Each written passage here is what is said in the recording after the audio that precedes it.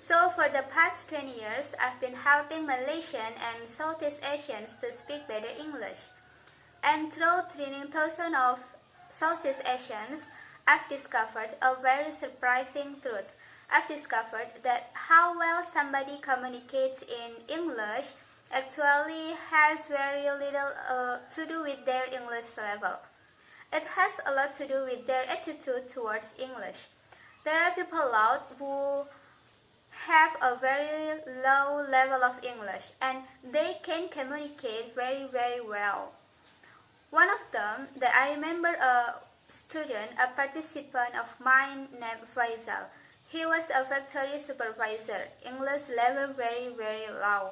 But this guy could just sit and listen to anybody very calmly, clearly, and then he could respond.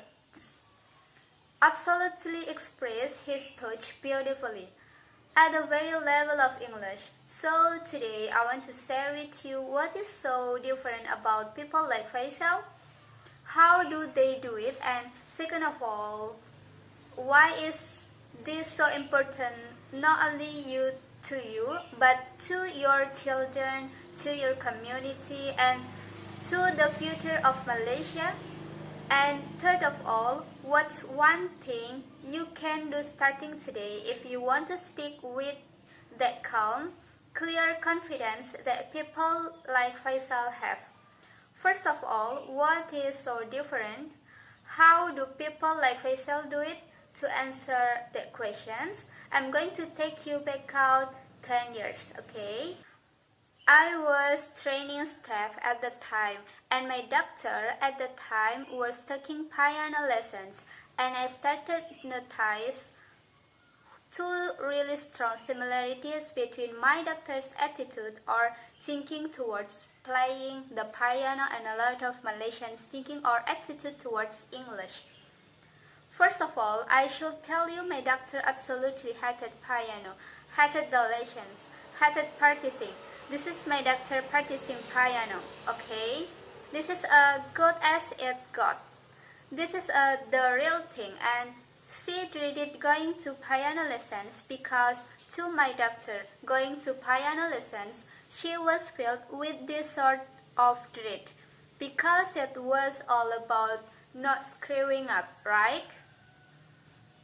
Because like a lot of piano students, to both my doctor and her teacher, her success in piano was measured by how few mistakes she made. At the same time, I noticed that a lot of Malaysians went into English conversations with the same sort of feeling of dread. This sort of feeling that they were going to be judged by how many mistakes they were going to make and whether or not they were going to screw up. Now the second similarity that I noticed was to do with self-image.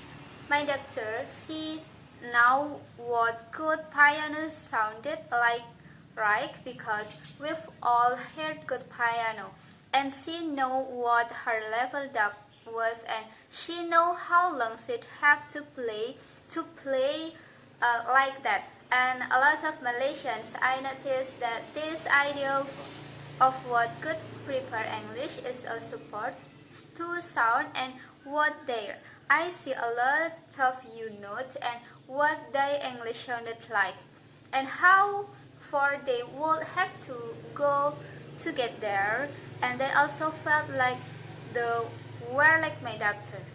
Bad piano player, bad English speaker, right? My English not so good. Lah, cannot, sorry, yeah, cannot, So I could see the similarities, but I still couldn't figure out, okay, what is it about these people like Faisal that are so different, that can just do it smoothly, calmly, with confidence? One day I discovered the answer, and I discovered it quite by chance. I was a day when my computer broken down and I had to do to a cyber cafe. Okay, it was my first time, and I discovered cyber cafes are disgusting place, okay? They are really gross, they are smelly, and they are filled with boys. And they are playing noisy, violent games. They are just disgusting place, but I had to go there. So I sat down and I started noticing this guy beside me. And I became very interested in this guy next to me. Okay, this is guy is playing this game that is basically it's like shooting people until they die, and that's it. That's the game, right? And I'm noticing that this guy is not very good. In fact, he's terrible, right? Because I'm seeing like a lot of shooting and not much dying, right? What really interested me was behind this lousy player were there of his friends, sort of standing there watching him play. What I really noticed was even though his guy was terrible, even though his friend was watching him, there was no embarrassment. There was no feeling of being judged. There was no shyness. In fact, quiet of opposite. This guy totally focused on the bad guys, smile on his face. All he can think about is killing these guys, right? And I'm watching him and I suddenly realized this is it. This is the same attitude that people like Faisal have when they speak English. Just like this guy, when Faisal gets into the English conversation, he doesn't feel judged. He is entirely focused on the person that he is speaking and the result he wants to get. He got no self-awareness, so touched about him on mistakes. I want to share with you a real true example to paint a picture of somebody who speaks English like they are playing piano, someone who speaks English like they are playing a computer game. And this is a true story. It happened to me. A while ago, I was in a pharmacy. I had to buy Omega. My doctor said I should get Omega, and I go to the shelf. There's tons of Omega. There's Omega that's high in DHA, Omega that's high in EPHA, and I don't know which one to buy. Now the sales rep happened to be there, and I saw just like this well-dressed professional woman. I walk over to her and I see this look as she sees me. This sort of it's a look I recognize very well. Her eyes go all wide. It's so sort of the panic. Oh my god, I've got to speak into a native speaker. She's going to judge me and notice my mistakes. I go up to her and I explain my situation, which Omega do I get, and she start explaining to me everything about the HA and EPA you could possibly imagine. She speaks very quickly, goes all around in circles. And when she finished, no idea what to buy. So I turned to the girl behind the counter. Now the girl behind the counter, I heard her before. Her English level is very low. But when I walk over to her, this girl, there's nowhere. In fact, she's just looking at me. You know that look? Like, yeah, okay, so how? Yeah, I've been in Malaysia in a long time. So I go up to her and I explain the problem. EPA and DHA. She looks me at. She says, okay, yeah, EPA for heart, DHA for brain. Your bird okay or not?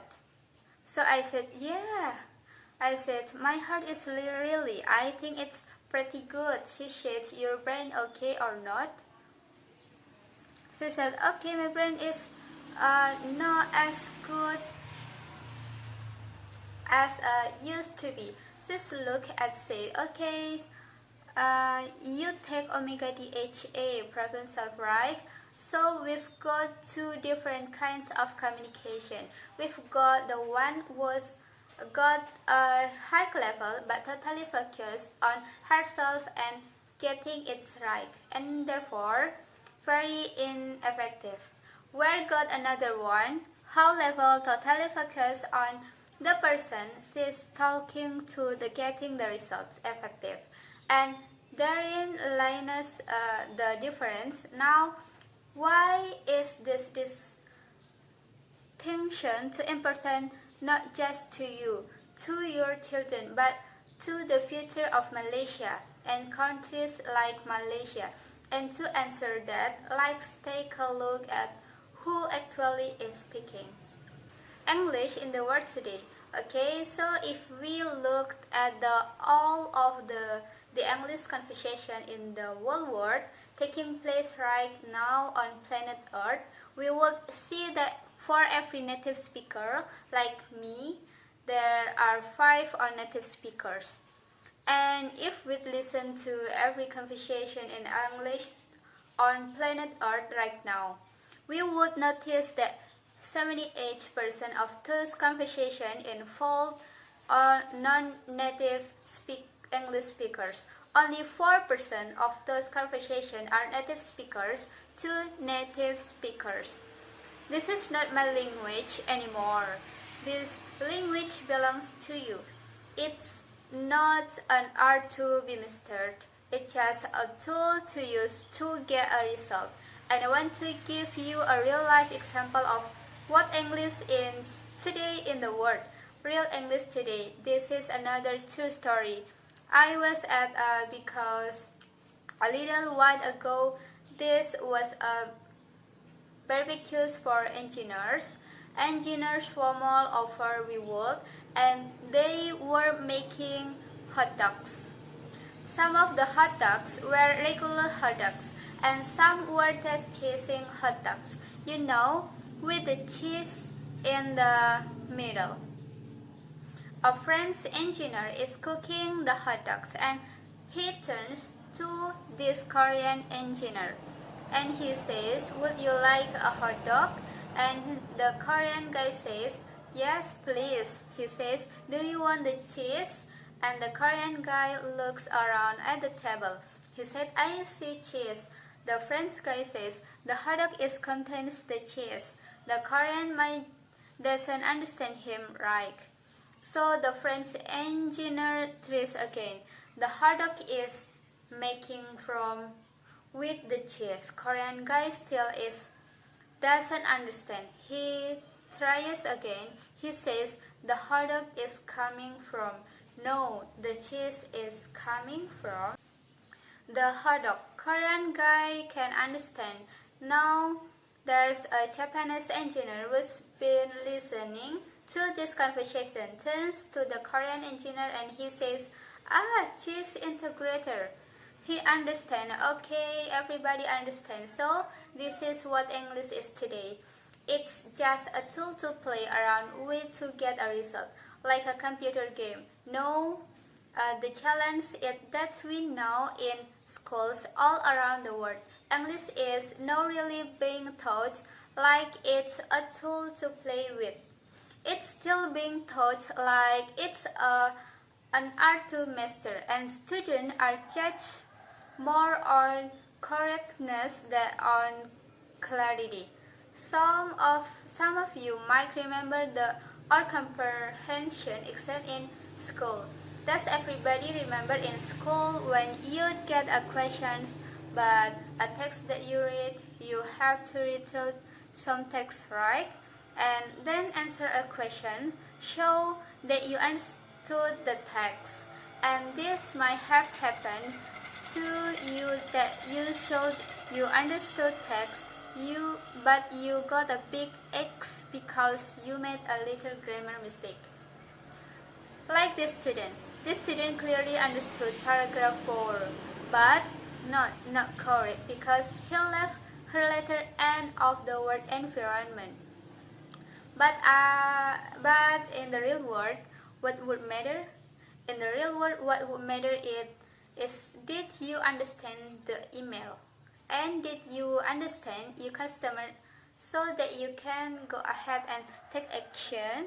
Now the problem that I see here and over is that people take the attitude they develop about English in school and they bring into their adult life and into their work. And if you're in a stressful situation and you're having a conversation and you're trying to give a result to someone and say it correctly, your brain multitasks is cannot do two things at once, and what I see is the brain just shutting down, and you may recognize that there are some symptoms of the brain shutting down. The first one of that's your listen gas. Someone is talking to you and you're so busy thinking about how you're going to respond and express yourself correctly. You don't actually hear what the other person said, and I can see a lot of nodding in the audience. The second thing to go is your speaking. Your mind sort of shut down, and that vocabulary you do now just disappears, and the words don't come out. The third thing to go is your confidence. The worst thing about this is you may only be unconfident because you can express yourself clearly.